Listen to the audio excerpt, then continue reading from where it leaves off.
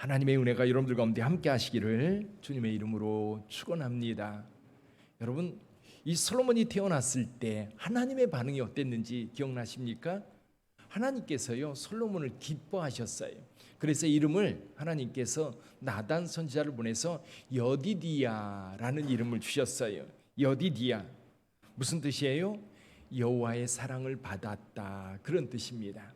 그래서 솔로몬은 태어날 때부터 하나님의 사랑을 받았고요. 또 나중에 왕이 되었을 때, 왕이 되고 나서 1000번제를 하나님 앞에 기브온 산당에서 드리게 되지요. 그때 하나님께서 내가 내게 무엇을 해주기를 원하느냐라고 할 때 솔로몬이 백성들이, 자기는 어린데 백성들이 너무 많아서 이 백성들을 어떻게 재판할지 알지 못하겠다, 그러면서 하나님 앞에 이 백성들을 재판할 수 있는 지혜와 총명을 달라고 기도했었습니다. 그때 하나님께서 그것이 너무 기뻤어요. 그래서 지혜와 총명을 줄 뿐만 아니라 부귀와 영화도 솔로몬에게 주었지. 그래서 솔로몬은 다윗과 솔로몬 시대, 여러분 이 시대에는 이스라엘 전체 역사의 가장 전성기, 3000년 전 이야기입니다. 3000년 전 이야기. 그렇게 가장 융성하고 번성하고 평화로웠던 때, 그때가 바로 다윗과 솔로몬 시대인데, 다윗 때는 전쟁을 많이 했던 때지만 솔로몬 때는 평화의 시대입니다. 그리고 정말 풍요로운 시대. 솔로몬의 지혜는 온 세상에 소문이 나서 많은 사람들이 솔로몬의 지혜를 듣고자 찾아왔던 때, 그리고 솔로몬은 무역을 통해서 많은 그 재산을 모았었고, 정말 이스라엘이 그 어느 때보다도 융성하고 풍성하고 넉넉했던 때. 근데 문제는요, 그때 무너져요. 그때 무너져 내렸습니다. 오늘 그 본문의 말씀에 보니까요, 여기 그 6절에서 이렇게 말씀합니다. 6절을 한번 같이 보지요. 6절, 솔로몬이 여호와의 눈앞에서 악을 행하여 그의 아버지 다윗이 여호와를 온전히 따름과 같이 따르지 아니하고. 솔로몬이 성전도 짓고 모든 것을 잘하는 줄 알았어요. 우리가 보기에도 그렇잖아요. 모든 것이 잘 되는 줄 알았어요. 그런데 점점 무너져 내려서 사실은 솔로몬 때에 나라가 망해야 맞아. 근데 다윗 때문에 하나님께서 그것을 딜레이시켜서 솔로몬의 아들 때에 나라를 둘로 나누게 되지. 자, 솔로몬의 문제가 뭘까요? 물론 오늘 본문의 말씀에는 솔로몬이 이방 여인들과 결혼한 이야기가 나와요.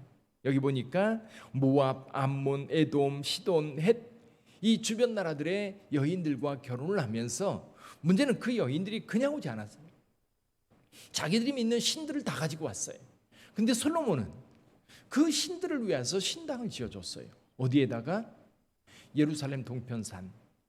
여러분 그 기드론 시내가 있습니다. 기드론 시내가 있는데, 기드론 시내 그 겟세만의 동산교회에서 그 계곡을 타고 쭉 내려다 보면요, 거기에 큰 돌 그 무덤이 있습니다. 스가랴의 무덤하고 그 압살롬의 무덤이라고 하는 이 돌 무덤이 있고, 거기 좀 내려오면요, 그 절벽들이 있는데 거기에 다 파여져 있고 우상이 새겨져 있어요. 그래서 그 산을, 이게 감람산, 저 위쪽으로는, 북쪽으로는 감람산이고, 이 이제 주기도문 교회가 있고 전망대가 있는데, 전망대 남쪽으로 경사가 지면서 거기 산이 있는데 그 산을 멸망산이라고 해요. 왜 멸망산이냐면 이 솔로몬 때예요. 이 이방 여인들을 위해서 거기다가 신전들을, 이방 신전들을 많이 세워주었던 거예요. 결국 거기에는 이방인들을 위한 신전들이 세워지는, 이스라엘은 있을 수 없는 일입니다. 근데 솔로몬이 그것들을 다 허용했던 겁니다.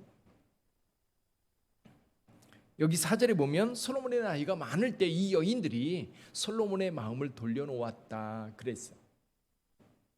근데 사실은요, 이것도 큰 문제지만 근본적인 문제가 있어요.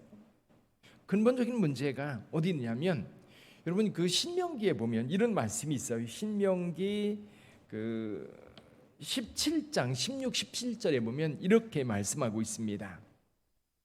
왕에 대하여 말씀하는 거예요. 그는 병마를 많이 두지 말 것이요 병마를 많이 얻으려고 그 백성을 애굽으로 돌아가게 하지 말 것이니 이는 여호와께서 너희에게 이르시기를 너희가 이후에는 그 길로 다시 돌아가지 말 것이라 하였음이며 그에게 아내를 많이 두어 그의 마음이 미혹되게 하지 말 것이며 자기를 위하여 은금을 많이 쌓지 말 것이니라. 이미 신명기에 왕은 어떻게 해야 되는지를 명시해 놓았어요. 솔로몬이 이것을요 모두 어겼던 겁니다.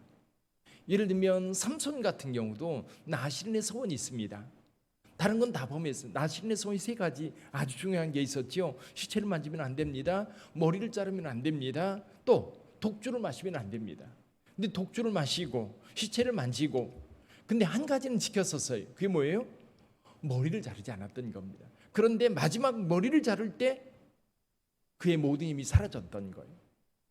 근데 한 가지라도 좀 지키고 있고 붙잡고 있었으면 되는 건데 그 한 가지도 사라져 버릴 때 그는 무너져 내릴 수 있었던 거지. 자, 솔로몬 보세요. 첫째 여기 보면 애굽에 내려가지 말라고 그랬어요. 근데 여러분 그 솔로몬이 이스라엘 왕국을 강화시키기 위해서 군사력을 강화하기 위해서 애굽에 내려가서 두 가지를 사와요. 뭘 사와요? 병거를 사옵니다. 병거 은 600세겔씩 주고 사오고 그리고 병거를 끄는 말들 한 마리에 150세겔씩 주고 사옵니다. 그리고 이걸 사다가 또 다른 나라 되팔기도 해요. 무역을 한 거지요. 근데 이 부분에 대해서 분명히 하나님께서 말씀하셨어요. 그런 거 살려고 애굽에 내려가지 마라. 애굽을 떠나고 나서 다시 애굽에 내려가서 애굽으로 의지하지 말라고 하는데 솔로몬은 부국 강병이라고 그러지요. 나라를 강한 나라 만들기 위해서 결국 애굽의 군사력을 의지하고 있는 겁니다. 둘째, 아내를 많이 두지 말아야 되는데 오늘 본문의 말씀 3절에 보니까요. 후궁이 700명, 첩이 300명이라고 그랬어요. 많은 여인들이 이 솔로몬의 마음을 돌려놓았던 겁니다. 세 번째 또 있어요. 뭐예요? 은금을 많이 쌓아두지 말라고 그랬는데 이 이스라엘은 이 당시에는 은은 별로 귀하게 여기지 않았다 그랬어요. 너무 금이 많아가지고 금이 많으니까 여러분 금을 흔하게 볼 수 있었고 은은 아예 가치 있는 것으로 여기지도 않을 정도였다고 말씀하고 있습니다. 이게 무슨 뜻입니까? 병마를 많이 두지 마라, 여인을 많이 두지 마라, 또 은금을 많이 쌓아두지 마라. 이런 것들이요 하나님을 대체합니다. 하나님을 대신해요. 자, 군사력은 자기의 힘입니다. 근데 군사력이 강하면 결국 하나님을 의지하지 않아요. 자기 군사력을 보는 거죠. 여인들도 마찬가지입니다. 은금도 마찬가지. 여러분 재산이 많은 사람, 원래 하나님을 믿지 않았는데 재산이 많은 사람이에요. 재산이 많은 사람이 예수를 믿기 정말 어려워요. 뭔가 충격적인 어떤 사건이 벌어지지 않으면 하나님 믿지 않습니다. 왜? 자기가 의지하고 있는 거예요. 자기가 의지할 것이 있는 사람들은요 하나님을 의지하지 않아요. 그리고 없었던 사람, 오직 하나님만 의지하던 사람에게 뭔가 자꾸 생기면요 눈이 그쪽으로 가요. 희한하지요. 왜냐하면 우리는 인간이기 때문에 연약하니까 눈에 보이는 걸 의지하게 되어 있어요. 그래서 오히려 하나님께서는 왕에게 이런 것들을 많이 쌓아두면 결국 하나님을 버리게 될 거다.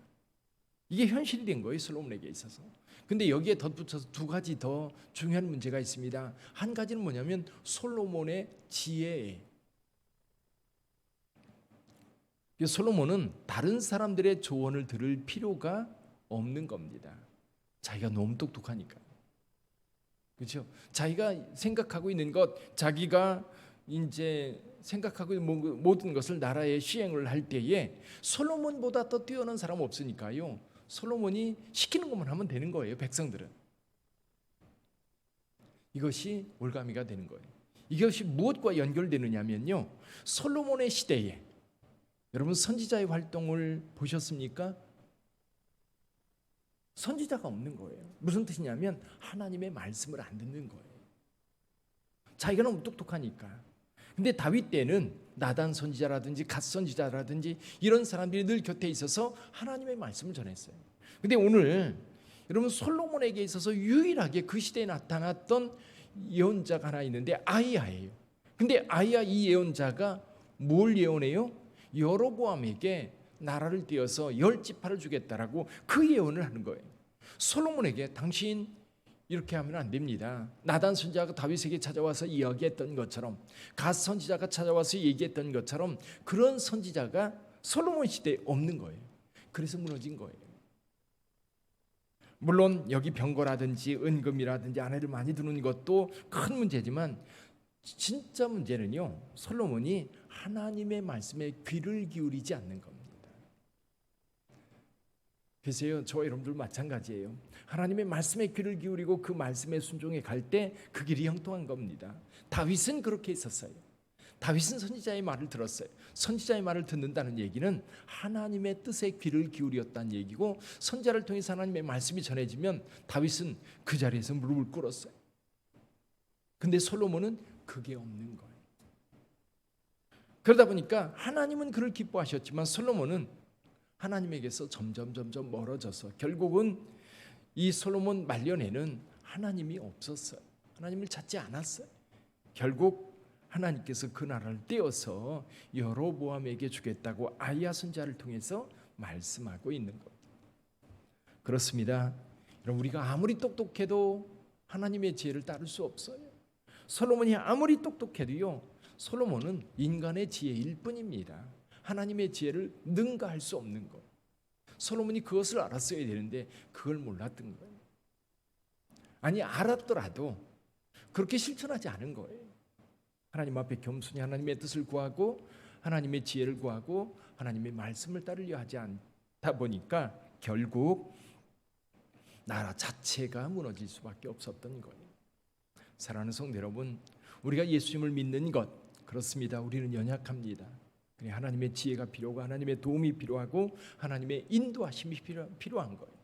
그래서 오늘 하루도 살아갈 때 그저 내 뜻, 내가 생각한 대로, 내 경험대로가 아니라 겸손하게 무릎 꿇고 주의 음성을 듣고 그 말씀 따라가는 저와 여러분들이 되기를 주님의 이름으로 축원합니다.